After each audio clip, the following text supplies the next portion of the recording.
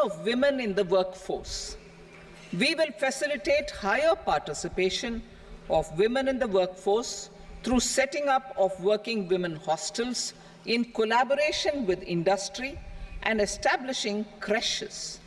In addition, the partnership will seek to organize women-specific skilling programs and promotion of market access for women SHG enterprises.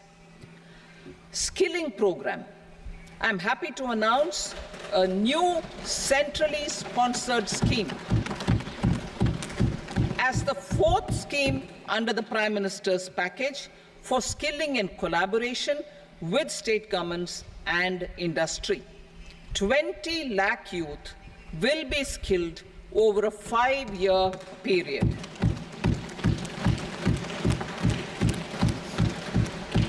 (1,000 industrial training institutes will be upgraded in hub and spoke arrangements with outcome orientation. Course content and design will be aligned to the skill needs of industry, and new courses will be introduced for emerging needs. Skilling loans. The model skill loan scheme will be revised to facilitate loans up to 7.5 lakh rupees with a guarantee from a government-promoted fund. This measure is expected to help 25,000 students every year.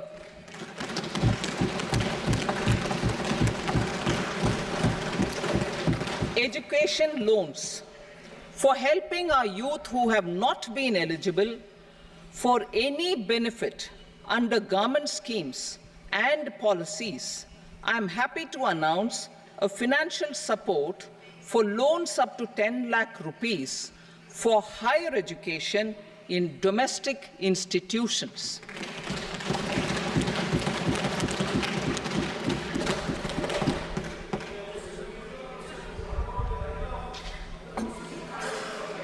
E-vouchers for this purpose. E-vouchers for this purpose will be given directly to 1 lakh students every year for annual interest subvention of 3% of the loan amount. Priority 3, inclusive human resource development and social justice. Saturation approach. Our government is committed to all-round, all-pervasive and all-inclusive development of people, particularly farmers, youth, women, and the poor. For achieving social justice comprehensively, the saturation approach of covering all eligible people through various programs, including those for education and health, will be adopted to empower them by improving their capabilities. Implementation of schemes meant for supporting economic activities by craftsmen, artisans, self-help groups, scheduled caste, scheduled tribe, and women entrepreneurs and street vendors such as the PM Vishwakarma, PM Swanidhi, National Livelihood Missions, and Stand Up India will be stepped up.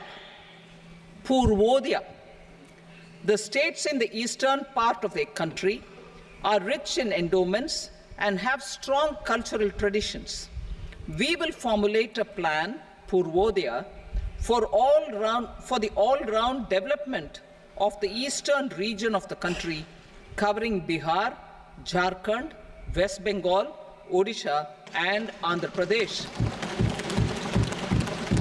This will cover human resource development, infrastructure, and generation of economic opportunities to make the region an engine to attain Vikasit Bharat.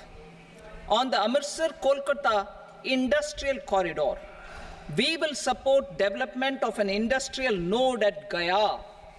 This corridor will catalyze industrial development of the eastern region.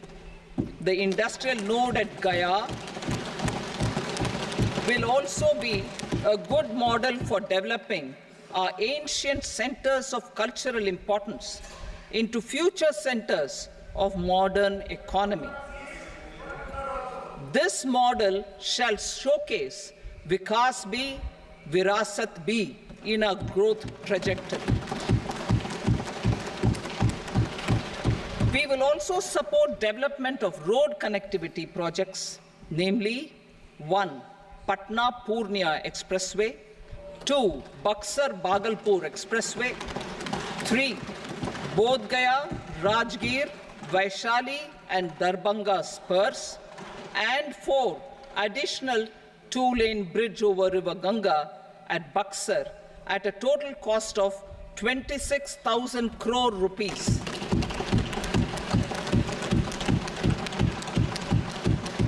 Power projects, including setting up of a new 2,400 megawatt power plant at Pir Painti, will be taken up at a cost of 21,400 crore rupees.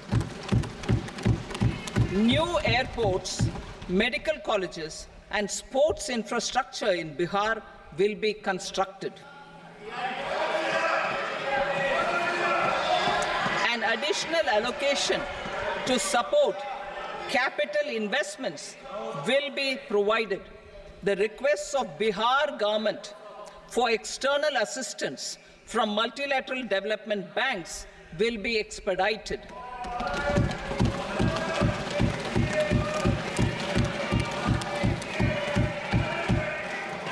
Andhra Pradesh Reorganization Act. Our government has made concerted efforts to fulfill the commitments in Andhra Pradesh Reorganization Act.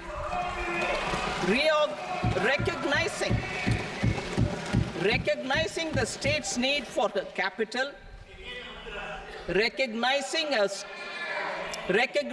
the state's need for a capital, we will facilitate special financial support through multilateral development agencies.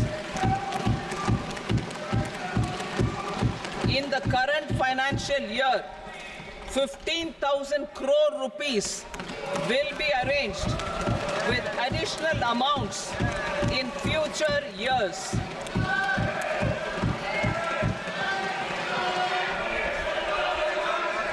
Our government is fully committed to financing and early completion of the Polavaram irrigation project, which is the lifeline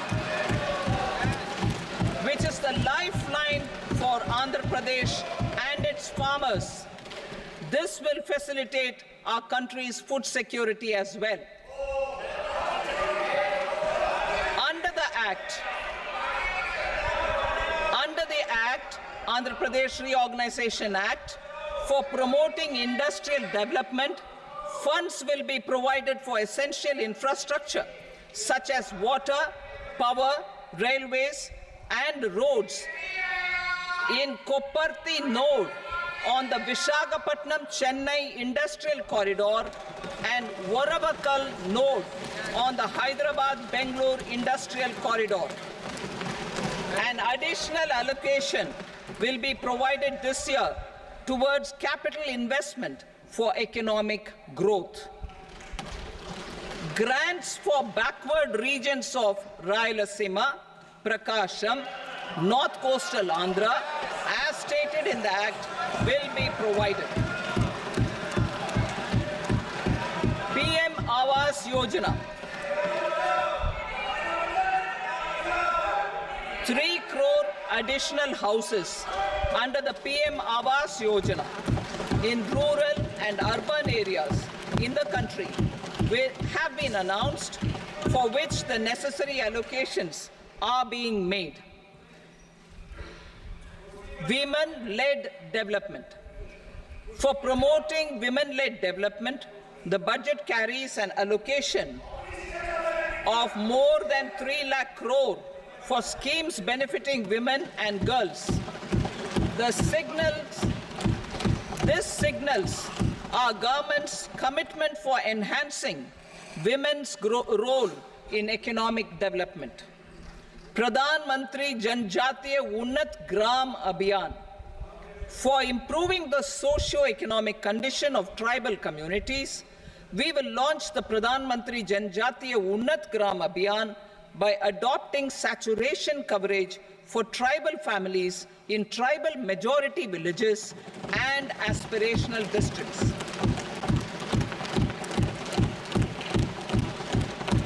This will cover 63,000 villages, benefiting 5 crore tribal people.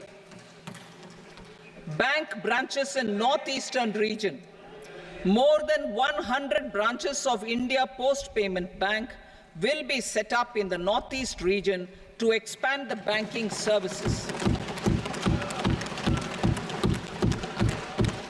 This year, I have made a provision of 2.66 lakh crore rupees for rural development, including rural infrastructure.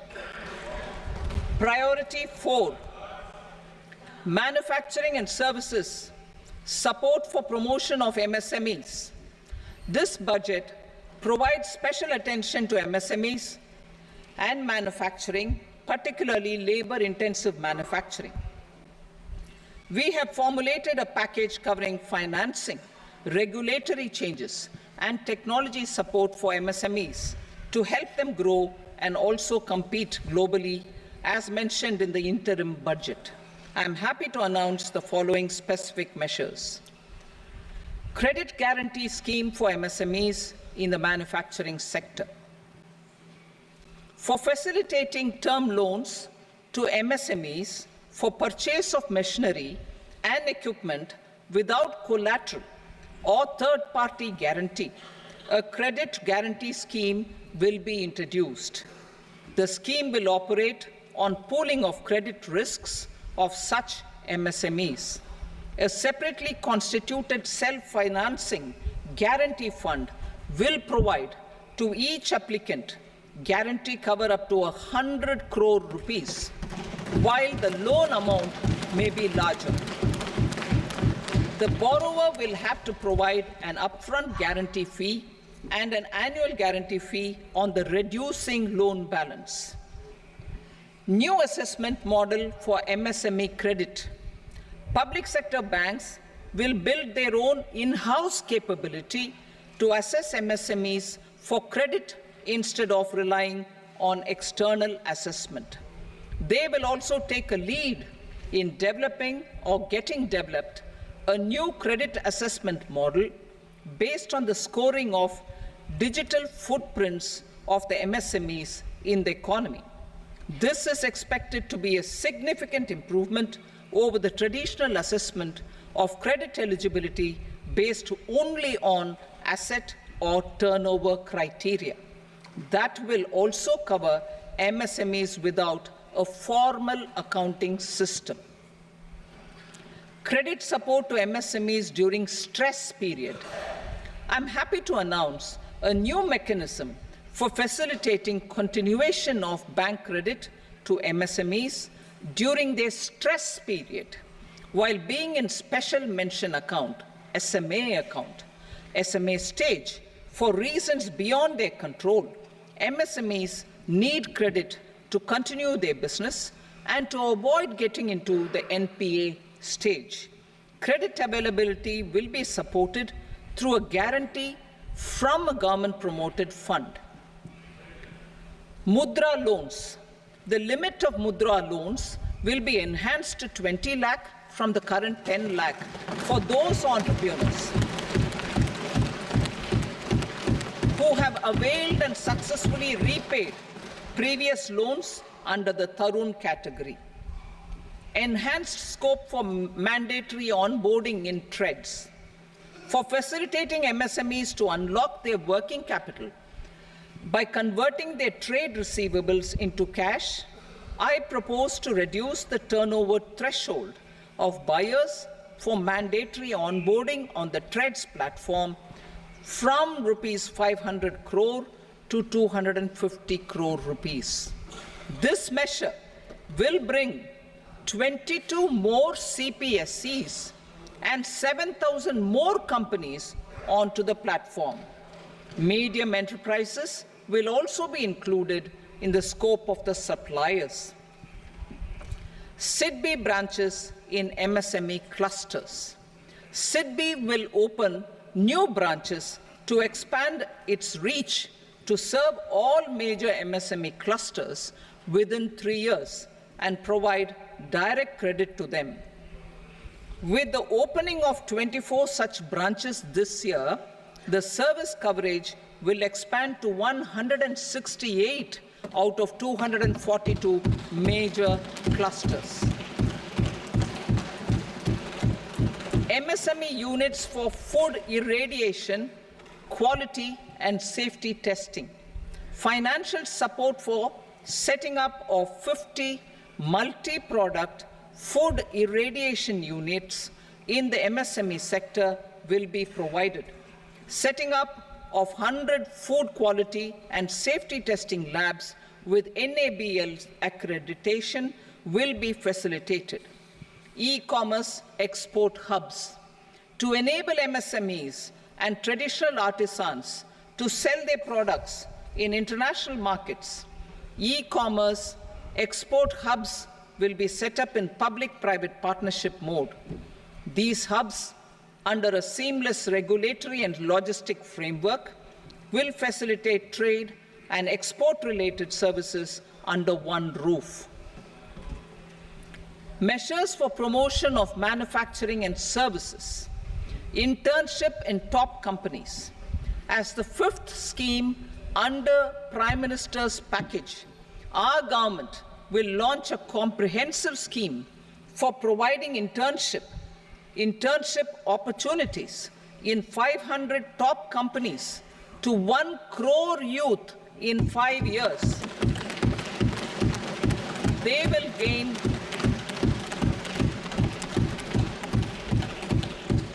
will gain exposure for 12 months to real-life business environment, varied professions, and employment opportunities.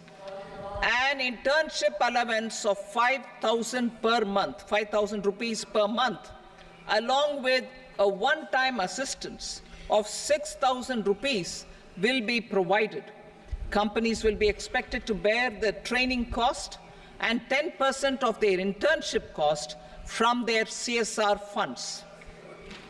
Industrial parks.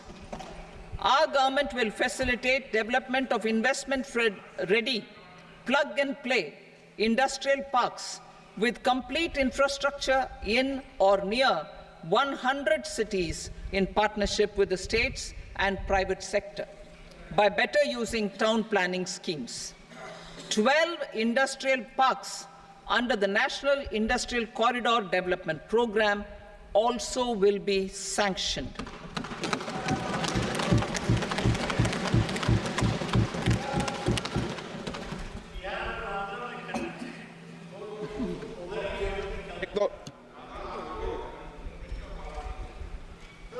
Veggie paper, no. Please, Petty.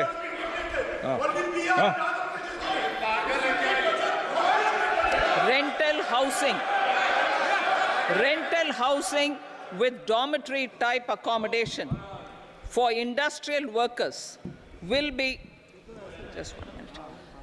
Rental housing, I repeat, rental housing with dormitory type accommodation for industrial workers will be facilitated in PPP mode with VGF support and commitment from anchor industries. Shipping industry, ownership, leasing and flagging reforms will be implemented to improve the share of Indian shipping industry and generate more employment. Critical mineral mission. We will set up a critical mineral mission for domestic production, recycling of critical minerals and overseas acquisition of critical mineral assets. Its mandate will include technology development, skilled workforce, extended producer responsibility framework, and a suitable financing mechanism. Offshore mining of minerals.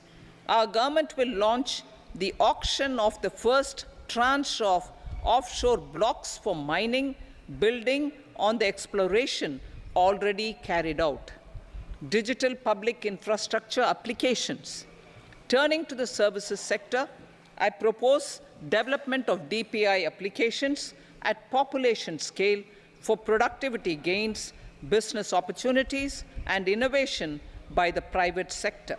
These are planned in the areas of credit, e-commerce, education, health, law and justice, logistics, MSME service delivery, and urban governance. Integrated technology platform for IBC ecosystem. An integrated technology platform will be set up for improving the outcomes under the Insolvency Bankruptcy Code for achieving consistency, transparency, timely processing, and better oversight for all stakeholders. Voluntary closure of LLPs.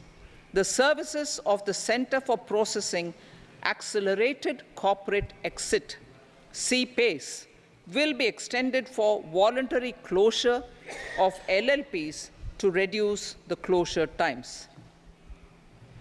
National Company Law Tribunals. The IBC has resolved more than 1,000 companies, resulting in direct recovery of 3.3 lakh crore to creditors. 3.3 lakh crore rupees to creditors.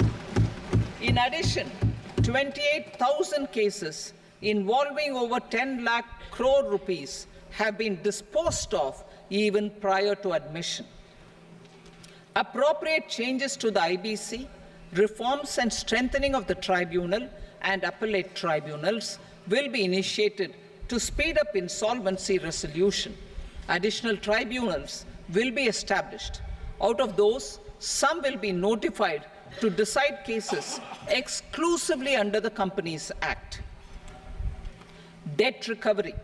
Steps for reforming and strengthening debt recovery tribunals will be taken. Additional tribunals will be established to speed up recovery.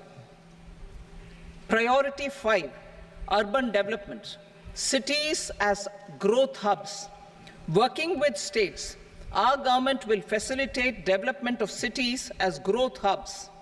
This will be achieved through economic and transit planning and orderly development of peri-urban areas utilizing town planning schemes.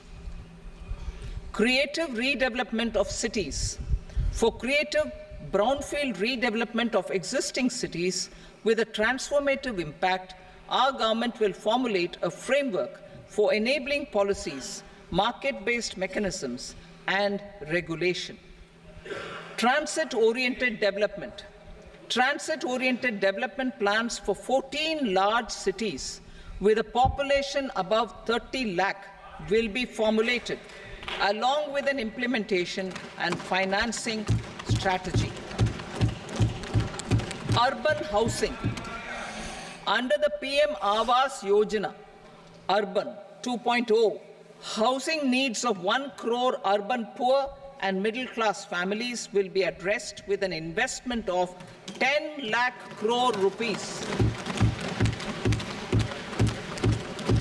This will include the central assistance of 2.2 lakh crore rupees in the next 5 years. A provision of interest subsidy to facilitate loans at affordable rates is also envisaged. In addition, enabling policies and regulations for efficient and transparent rental housing markets with enhanced availability will also be put in place. Water supply and sanitation. In partnership with state governments and multilateral development banks, we will promote water supply, sewage treatments, and solid waste management projects and services for 100 large cities through bankable projects. These projects will also envisage use of treated water for irrigation and filling up of tanks in nearby areas. Street markets. Building on the success of PM Swanidhi scheme in transforming the lives of street vendors, our government envisions a scheme to support each year over the next 5 years the development of 100 weekly hearts or street food hubs in select cities. Stamp duty. We will encourage states which continue to charge high stamp duty to moderate the rates for all and also consider further lowering duties for properties purchased by women. This reform will be made an essential component of urban development schemes. Priority 6, energy security, energy transition. In the interim budget, I had announced our strategy to sustain high and more resource-efficient economic growth, along with the energy security in terms of availability, accessibility, and affordability. We will bring out a policy document on appropriate energy transition pathways that balances the imperatives of employment, growth, and environmental sustainability. PM Surya Ghar Muft Bijli Yojana. PM Surya Ghar Muft Bijli Yojana. In line with the announcement in the interim budget,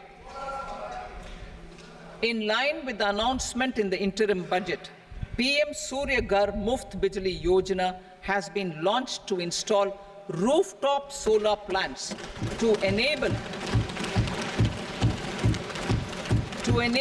1 crore households obtain free electricity up to 300 units every month. The scheme has generated remarkable response with more than 1.28 crore registrations and 14 lakh applications, and we will further encourage it. Pumped storage policy. A policy for promoting pumped storage projects will be brought out for electricity storage and facilitating smooth integration of the growing share of renewable energy with its variable and intermittent nature in the overall energy mix. Research and development of small and modular nuclear reactors. Nuclear energy is expected to form a very significant part of the energy mix for Vikasit Bharat. Towards that pursuit, our government will partner with the private sector for 1. Setting up Bharat Small Reactors, 2.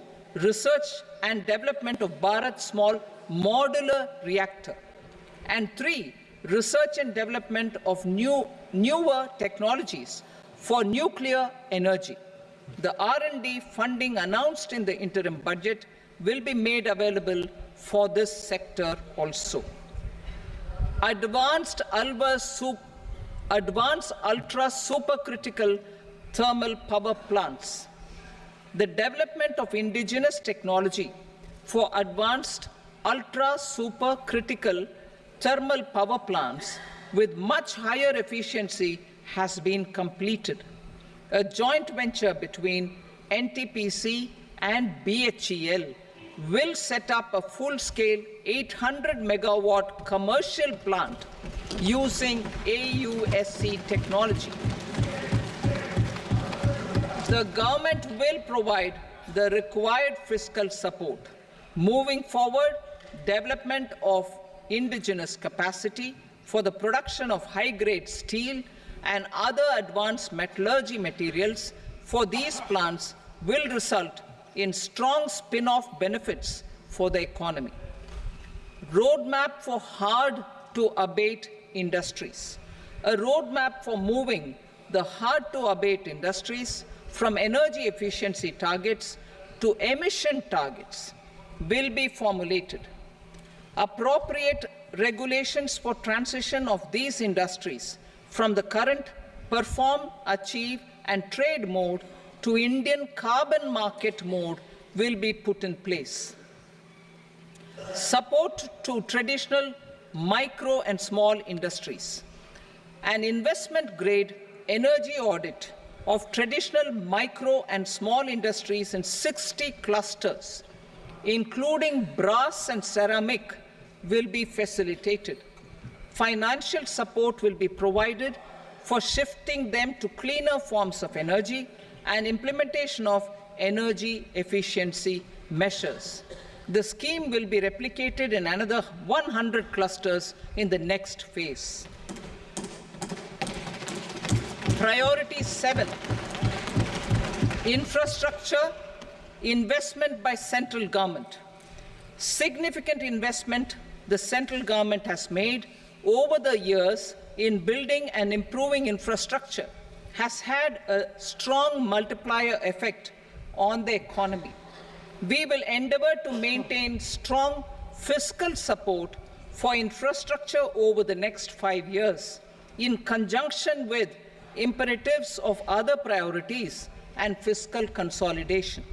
This year, I have provided 11,11,111 crore rupees for capital expenditure. This would be 3.4% of our GDP. Infrastructure investment by state governments.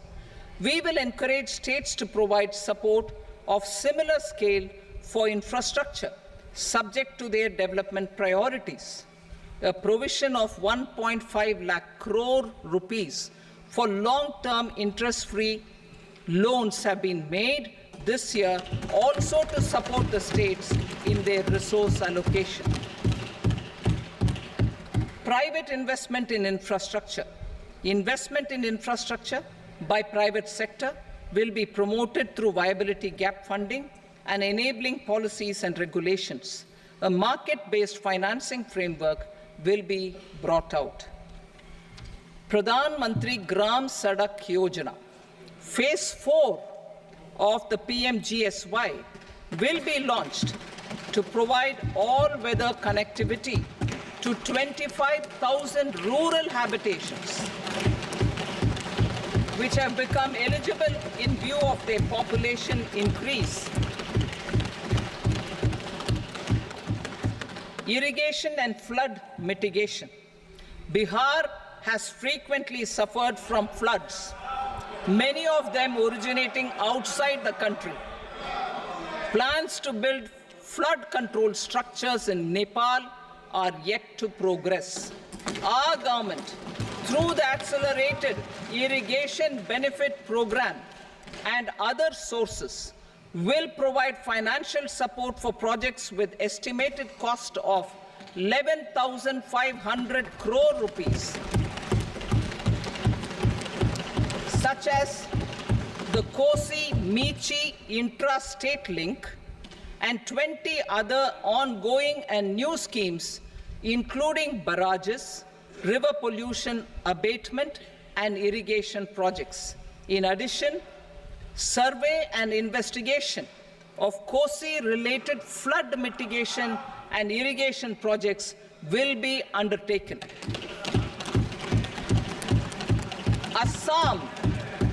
Assam grapples with floods every year by the Brahmaputra River and its tributaries originating outside India. We will provide assistance to Assam for flood management and related projects.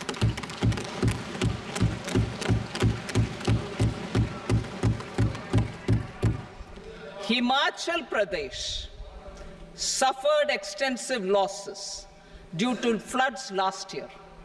Our government will provide assistance to the state for reconstruction and rehabilitation through multilateral development assistance.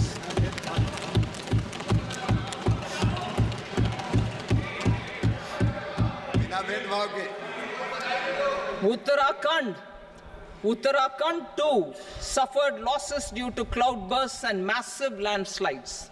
We will provide assistance to the state. Recently, Sikkim witnessed devastating flash floods and landslides that wreaked havoc across the state. Our government will provide assistance to the state. Tourism. Tourism has always been a part of our civilization. Our efforts in positioning India as a global tourist destination will also create jobs, stimulate investments, and unlock economic opportunities for other sectors. In addition to the measures outlined in the interim budget, I propose the following measures. Vishnupad Temple at Gaya and Mahabodhi Temple at Bodh Gaya in Bihar are of immense spiritual significance. Comprehensive development of Vishnupad Temple corridor and Mahabodhi Temple corridor will be supported, modeled on the successful Kashi Vishwanath Temple corridor to transform them into world-class pilgrim and tourist destinations. Rajgir holds immense religious significance for Hindus, Buddhists and Jains. The 20th Tirthankara Muniswarata temple in the Jain temple complex is ancient. The Saptarishi or the 7 hot springs form a warm water Brahmkund that is sacred. A comprehensive development initiative for Rajgir will be undertaken. Our government will support the development of Nalanda as a tourist center, besides reviving Nalanda University to its glorious stature. Odisha's scenic beauty, temples, monuments, craftsmanship, wildlife sanctuaries, natural landscapes, and pristine beaches make it an ultimate tourism destination. Our government will provide assistance for their development to Odisha as well. Priority 8, innovation, research and development. We will operationalize the Anusandhan National Research Fund for basic research and prototype development. Further, we will set up a mechanism for spurring private sector-driven research and innovation at commercial scale with a financing pool of 1 lakh crore rupees in line with the announcement in the interim budget. Space economy. With our continued emphasis on expanding the space economy by 5 times in the next 10 years, a venture capital fund of 1,000 crore rupees will be set up. Priority 9, next generation reforms. Economic policy framework. We will formulate an economic policy framework to delineate the overarching approach to economic development and set the scope of the next generation of reforms for facilitating employment opportunities and sustaining high growth. Our government will initiate and incentivize reforms for 1. Improving productivity of factors of production, and 2.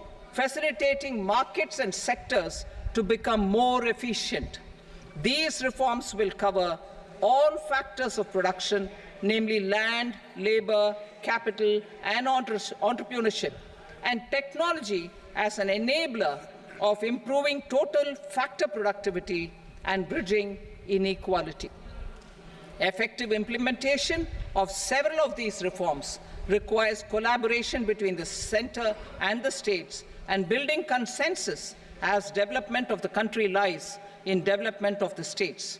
For promoting competitive federalism and incentivizing states for faster implementation of reforms, I propose to earmark a significant part of the 50-year interest-free loan.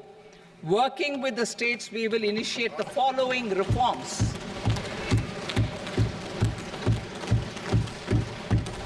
Land-related reforms and actions, both in the rural and urban areas, will cover land administration, will cover 1. Land administration, planning and management, and 2. Urban planning usage and building bylaws. These will be incentivized for completion within the next 3 years through appropriate fiscal support. Rural land-related actions. Rural land-related actions will include 1. Assignment of unique land parcel identification number, UL PIN, or Bhu Aadhaar for all lands. 2. Digitization of cadastral maps. 3. Survey of subdivisions, survey of map subdivisions as per current ownership. 4. Establishment of land registry. And 5. Linking to the farmers registry.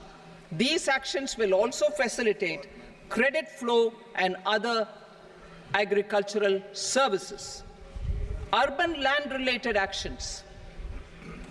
Land records in urban areas will be digitized with GIS mapping. An IT-based system for property record administration, updating, and tax administration will be established. These will also facilitate improving the financial position of urban local bodies. Labor-related reforms. Services to labor. Our government will facilitate the provision of a wide array of services to labor, including those for employment and skilling. A comprehensive integration of e-Shram portal with other portals will facilitate such one-stop solution. Open architecture databases for the rapidly changing labor market, skill requirements, and available job roles, and a mechanism to connect job aspirants with potential employers and skill providers will be covered in these services. Shram Suvidha and Samadhan portal. Shram Suvidha and Samadhan portal will be revamped to enhance ease of compliance for industry and trade. Capital and entrepreneurship related reforms, financial sector vision and strategy. For meeting financing needs of the economy, our government will bring out a financial sector vision and strategy document to prepare the sector in terms of size, capacity, and skills. This will set the agenda for the next 5 years and guide the work of the government, regulators, financial institutions, and market participants. Taxonomy for climate finance. We will develop taxonomy for climate finance for enhancing the availability of capital for climate adaptation and mitigation. This will support achievement of the country's climate commitments and green transition. Variable capital company structure. We will seek the required legislative approval for providing an efficient and flexible mode for financing leasing of aircrafts and ships and pooled funds of private equity through a variable company structure. Foreign direct investments and overseas investment. The rules and regulations for foreign direct investment and overseas investments will be simplified to 1. Facilitate foreign direct investments, 2. Nudge prioritization, and 3. Promote opportunities for using Indian rupee as a currency for overseas investment. NPS Vatsalya. NPS Vatsalya, a plan for contribution by parents and guardians for minors, will be started. On attaining the age of majority, the plan can be converted seamlessly into a normal NPS account. Use of technology.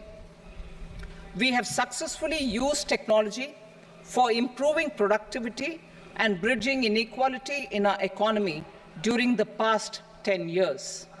Public investment in digital infrastructure and innovations by the private sector have helped in improving access of all citizens, particularly the common people, to market resources, education, health and services. We will step up adoption of technology towards digitalization of the economy. Ease of doing business. For enhancing ease of doing business, we are already working on the Jan Vishwas Bill 2.0.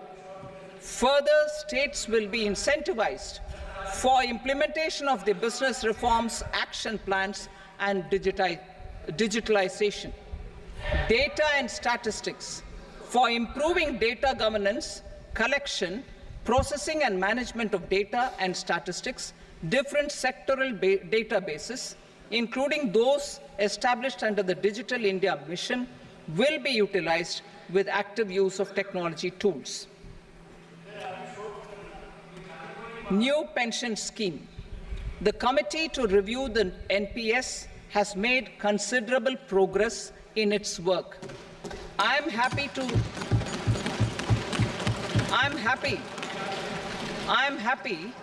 that the staff side of the National Council of the Joint Consultative Machinery for Central Government Employees has taken a constructive approach. A solution will be evolved which addresses the relevant issues while maintaining fiscal prudence to protect the common citizens. Budget estimates for 24-25. For the year 24-25, total receipts other than borrowings and the total expenditure are estimated at 32.07 lakh crore rupees and 48.21 lakh crore rupees respectively. The net tax receipts are estimated at 25.83 lakh crore rupees. The fiscal deficit is estimated at 4.9% of the GDP. The gross and the net market borrowings through dated securities during 24-25 are estimated at 14.01 lakh crore rupees and 11.63 lakh crore rupees respectively. Both will be less than that in 23-24. The fiscal consolidation path announced by me in 2021 has served our economy very well, and we aim to reach the deficit below 4.5% next year. The government is committed to staying the course. From 2026-27 onwards, our endeavor will be to keep the fiscal deficit each year such that the central government's debt will be on a declining path as percentage of GDP. I will now move to Part B.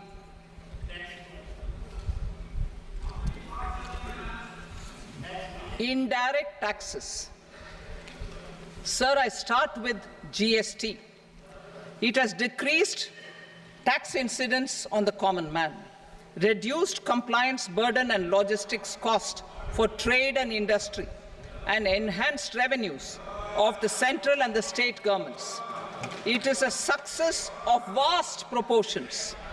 To multiply the benefits of GST, we will strive to further simplify and rationalize the tax structure and endeavor to expand it to the remaining sectors. My proposals for customs duties intend to support domestic manufacturing, deepen local value addition, promote export competitiveness, and simplify taxation while keeping the interest of the general public and consumers surmount. In Budget 22-23, we reduced the number of customs duty rates.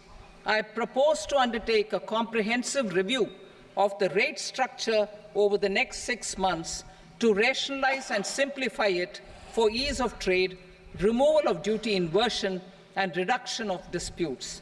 I shall now take up sector-specific customs duty proposals. Medicine and medical equipments. To provide relief to cancer patients, I propose to fully exempt 3 more medicines from customs duties.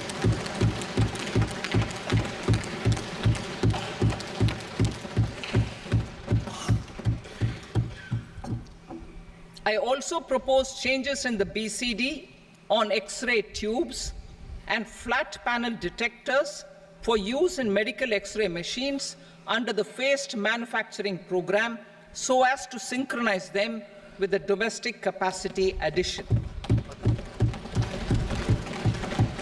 Mobile phone and related parts.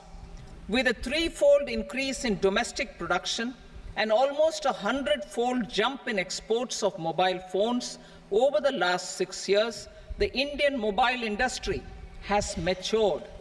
In the interest of consumers, I now propose to reduce the BCD on mobile phone, mobile PCBA, and mobile charger to 15%.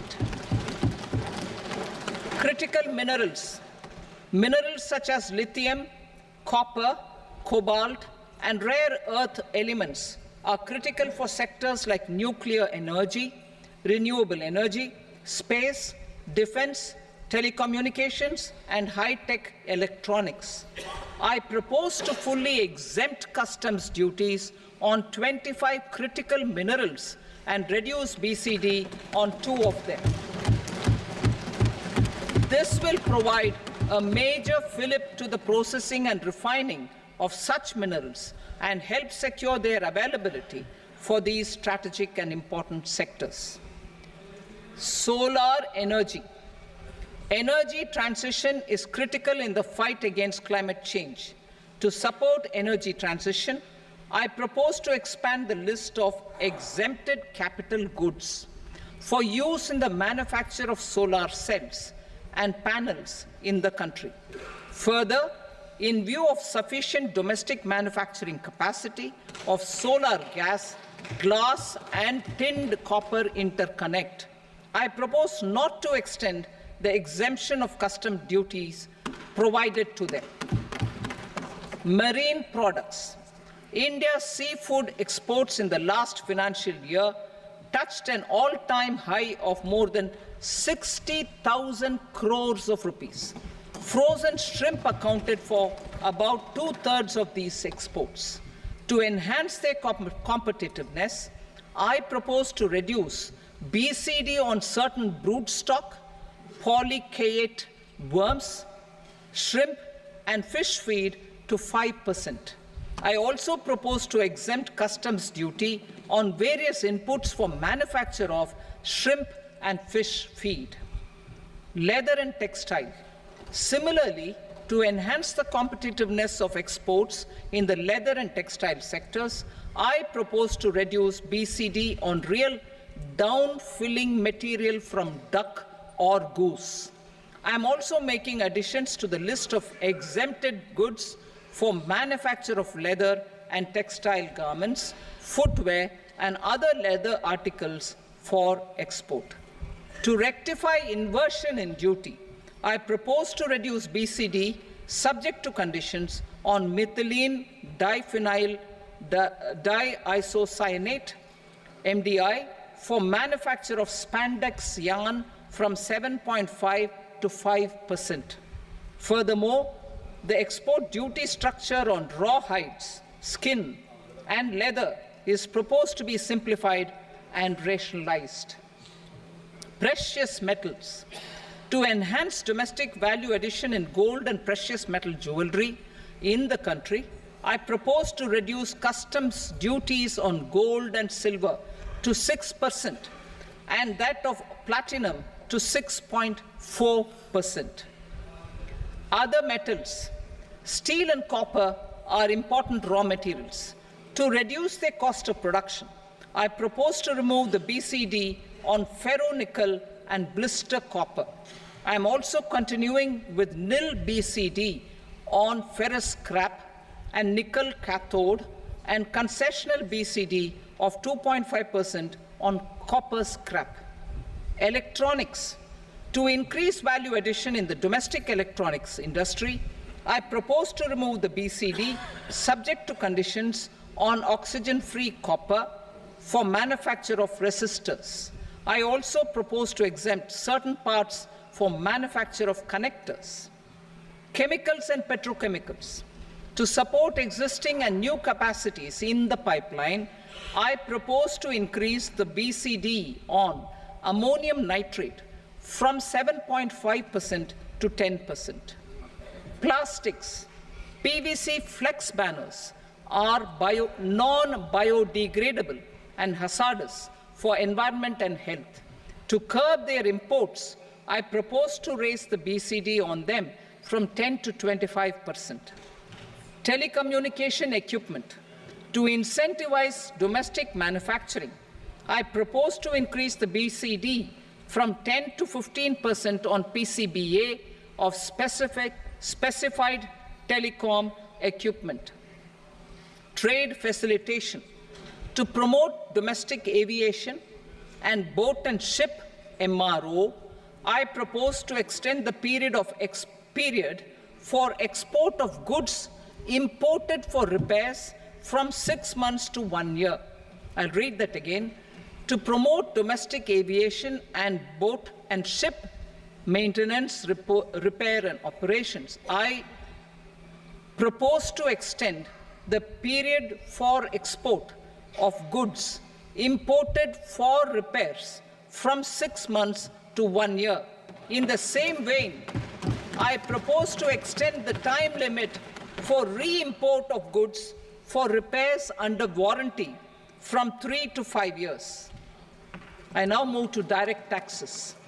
We will continue our efforts to simplify taxes, improve taxpayer services, provide tax certainty, and reduce litigation while enhancing revenues for funding the development and welfare schemes of the government. It has been our endeavor to simplify taxation. We have taken a number of measures in the last few years, including introduction of simplified tax regimes without exemptions and deductions for corporate tax and for personal income tax. This has been appreciated by taxpayers. 58% of corporate tax came from the simplified tax regime in the financial year 22-23.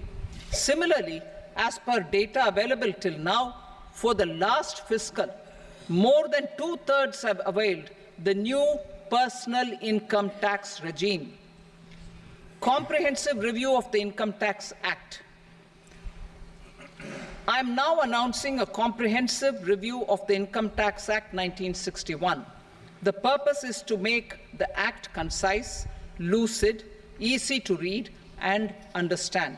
This will reduce disputes and litigation, thereby providing tax certainty to the taxpayers.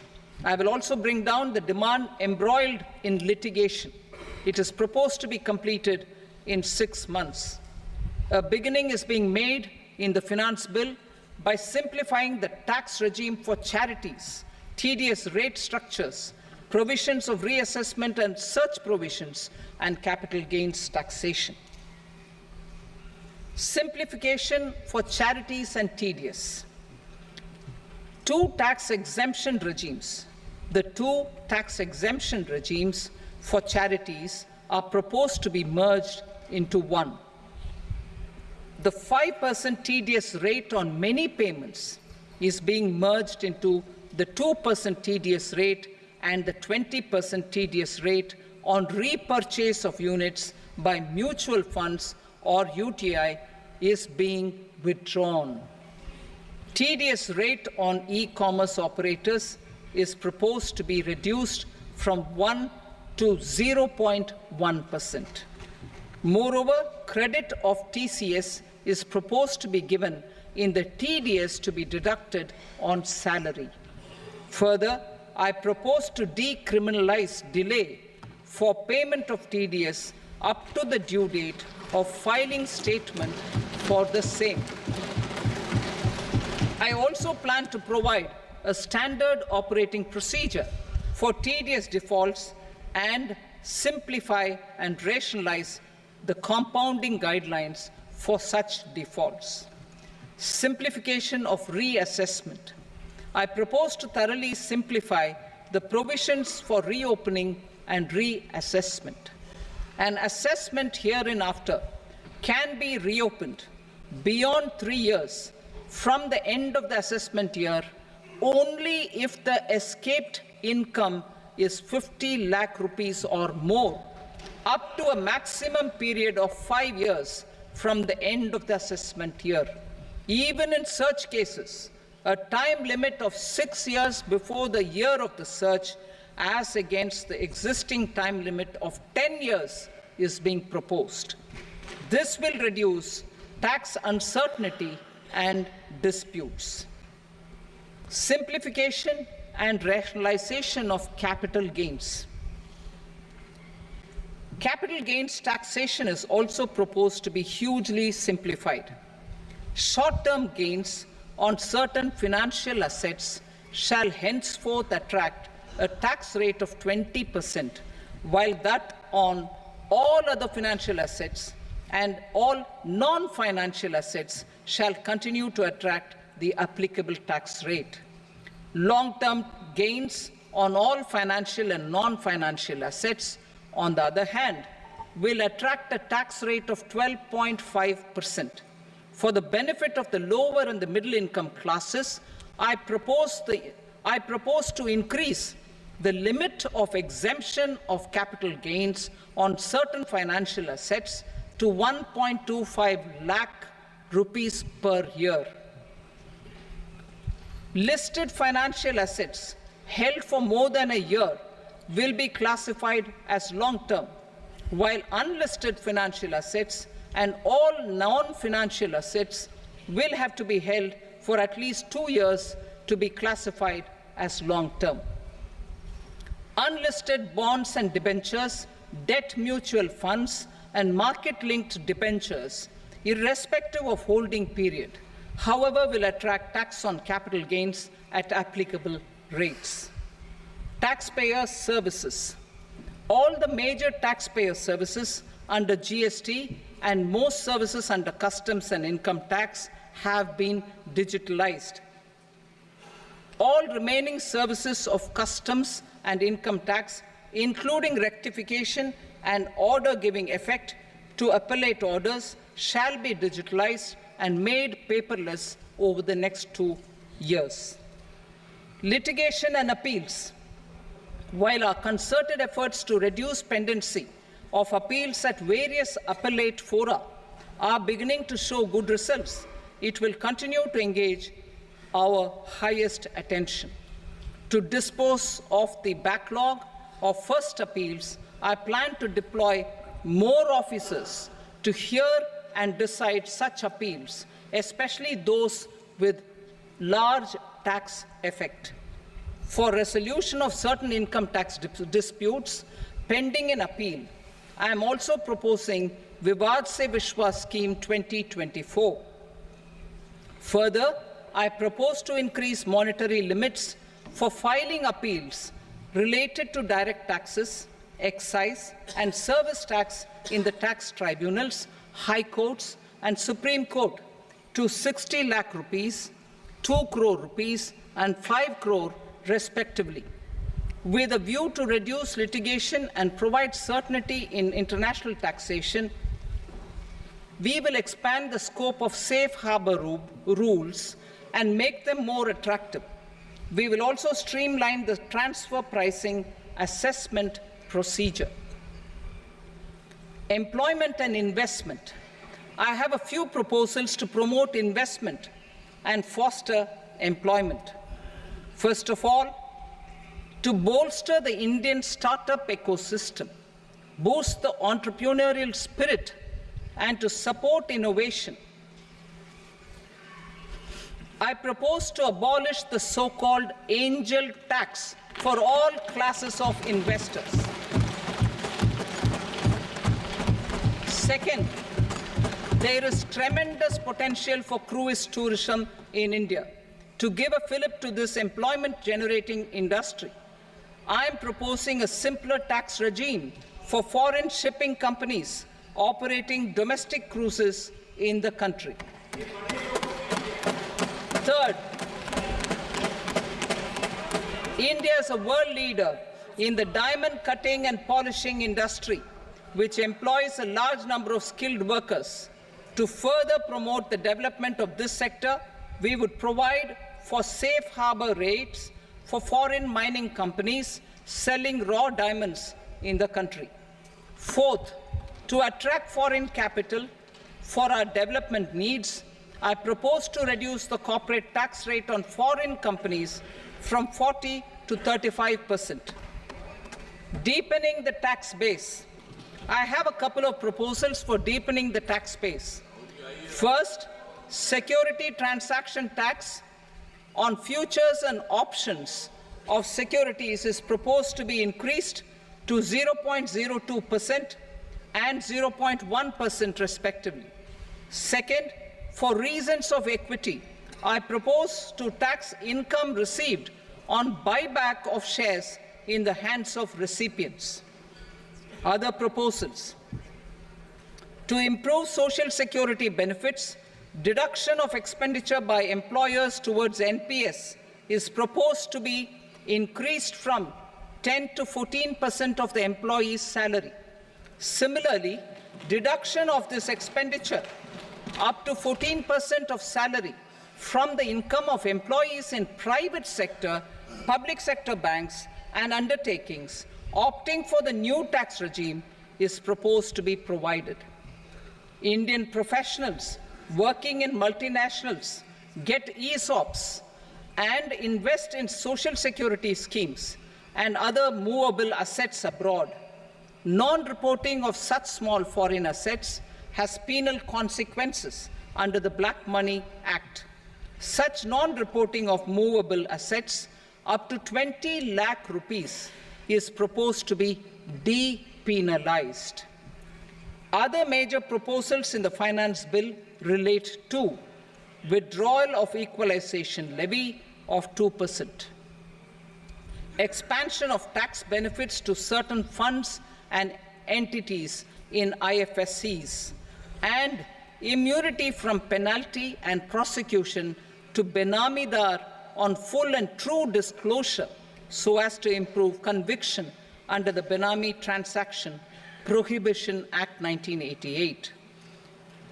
Personal income tax. Coming to personal income tax rates, I have two announcements to make for those opting for the new tax regime. First, the standard deduction for salaried employees is proposed to be increased from 50,000 to 75,000 rupees.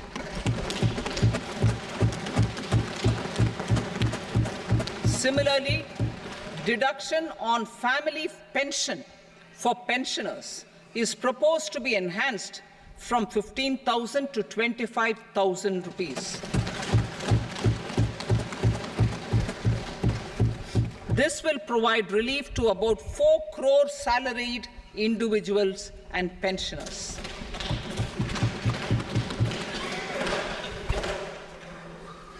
Second, in the new tax regime, the tax rate structure is proposed to be revised as follows: 0 to 3 lakh rupees, nil; 3 to 7 lakh rupees, 5%; 7 to 10 lakh rupees, 10%; 10 to 12 lakh rupees, 15%; 12 to 15 lakh rupees, 20%; and above 15 lakh rupees, 30%.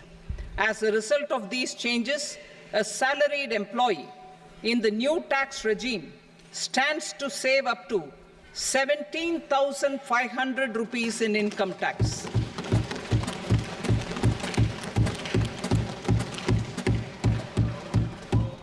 Apart from these, I am also making some other changes as given in the annexure. As a result of these proposals, revenue of about 37,000 crore, that is 29,000 crore in direct taxes and 8,000 crore in indirect taxes, will be foregone, while revenue of about 30,000 crore rupees will be additionally mobilized. Thus, the total revenue foregone is about 7,000 crores annually. Mr. Speaker, sir, with this, I commend the budget to this august House. Jai Hind.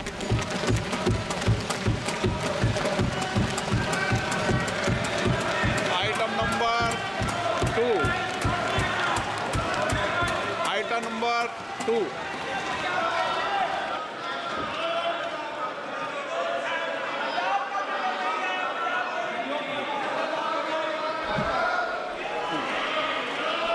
Sir, with your permission, I rise to lay on the table the following statements.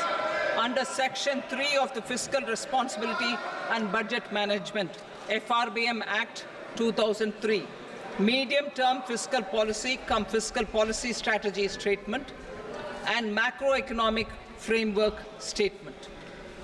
Item number 3.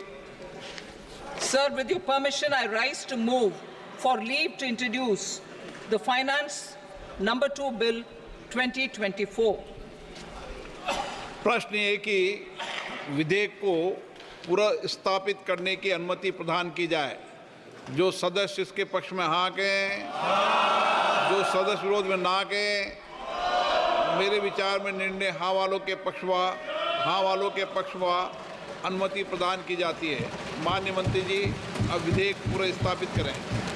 Sir, I introduce the bill. Item number 4.